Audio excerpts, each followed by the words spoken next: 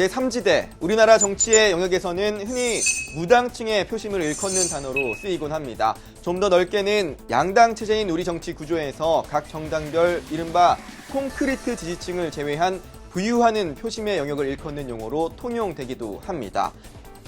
지난 20대 총선은 이 같은 제3지대가 가장 크게 열렸던 선거 중 하나로 꼽힙니다. 이번 선거는 정치인들의 승리가 아니라 위대한 국민의 승리입니다. 여소야대를 만들고 녹색 돌풍으로 저희 국민의당에 38석의 귀한 의석을 만들어주신 국민의 진정한 뜻을 잊지 말아야 합니다. 이처럼 기득권 거대 정당에 대한 반감은 제3당 탄생의 동력으로 작용합니다. 제3당 정치사에서 가장 주목할 만한 정당은 11년간 존속한 자민련입니다. 자민련은 이른바 DJP 연합으로 정권 교체까지 성공시킨 유일한 정당으로 기록돼 있습니다. 이처럼 제3지대에서 성공을 일군 정당들은 공통점을 가지고 있습니다. 우선 첫째로는 특정 지역의 지지층이 결집해 있는 지역 기반 정당이었다는 점을 꼽을 수 있습니다. 20대 총선 당시 국민의당의 녹색 돌풍은 호남 지역에 지지가 있었기에 가능했습니다. 광주의 지역구 8석 전석과 전남북 20석 중 15석을 녹색으로 물들였는데 특히 이 같은 호남의 지지를 바탕으로 국민의당은 정당 투표에서는 민주당을 앞지르는 기염을 토하기도 했습니다. 이후에도 국민의당은 이 같은 호남의 지지를 유지하기 위해 호남과 민주당을 떼어놓는 공세적인 태도를 유지하기도 했습니다. 문재인은 민정수석 비서실장 때 호남 사람들 인사차별했기 때문에 대통령 안 돼야 됩니다.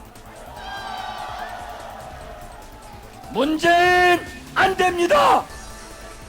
자민련의 경우에도 지난 15대 총선에서 대전과 충남북 지역구 28석 중 24석, 대구 13석 중 8석을 거머쥐는 등 충청권과 대구에 굳건한 지지가 있었기에 제3당으로서 힘을 발휘할 수 있었습니다. 이와 함께 제3정당 성공의 전제 조건으로 꼽히는 다른 중요한 요소 중 하나는 바로 대선 주자급 인물의 존재 여부입니다. 20대 녹색 돌풍의 중심에는 19대 대선에 출마해 20%가 넘는 득표를 받은 안철수 전 바른미래당 의원이 있었고 자민련에는 삼김 정치의 한 축이자 DJP 연합의 주역인 김종필이라는 든든한 거목이 버티고 있었습니다. 정치하는 사람들은 국민을 호래에 놓아두면 된다. 국민을 맹출하라고.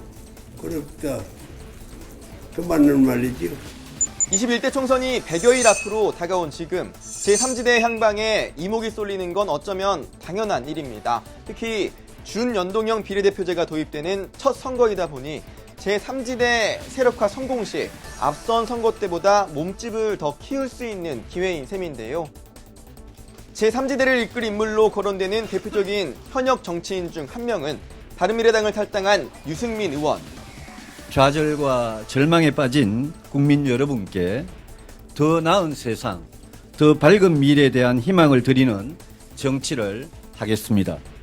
대선 후보급으로 분류되는 유 의원은 새 보수라는 기치 아래 제3지대에서 표류하는 민심을 끌어안아 21대 총선을 승리로 이끈다는 각오입니다. 재작년 지방선거 뒤 정계 은퇴를 선언한 안철수 전 의원도 총선을 100여일 앞두고 제3지대 세력화를 위한 몸풀기에 들어갔습니다. 안 전 의원은 지난 2일 페이스북에 글을 올려 정계 복귀를 공식 선언했습니다. 다만 안 전 의원이 4년 전 돌풍을 재현할 수 있을지에 대해서는 의견이 갈리는 상황입니다.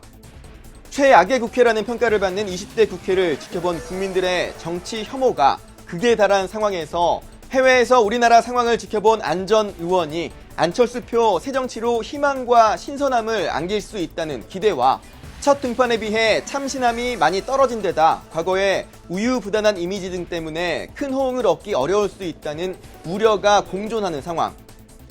더군다나 호남의 민심도 4년 전 그때와는 다를 것이라는 게 전반적인 평가입니다. 현재로서는 여러 시나리오를 그려볼 수 있지만 유 의원과 안 전 의원의 선택에 따라서는 제3지대가 아예 열리지 않을 가능성도 배제할 수 없습니다.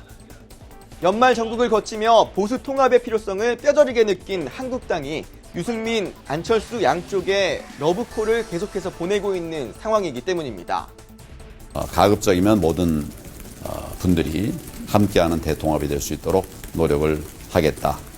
이 의원과 안 전 의원이 모두 보수 통합의 길을 선택할 경우 제3지대는 쪼그라들고 양당 체제는 더욱 굳건해지는 결과로 이어질 수 있다는 관측입니다. 안 전 의원이 보수 통합이 아닌 독자 노선의 길을 택할 경우에는 복귀한 안철수의 저력이 제3지대의 향방을 가를 중요한 변수로 작용할 것으로 보입니다. 지금까지 여의도 풍향기였습니다.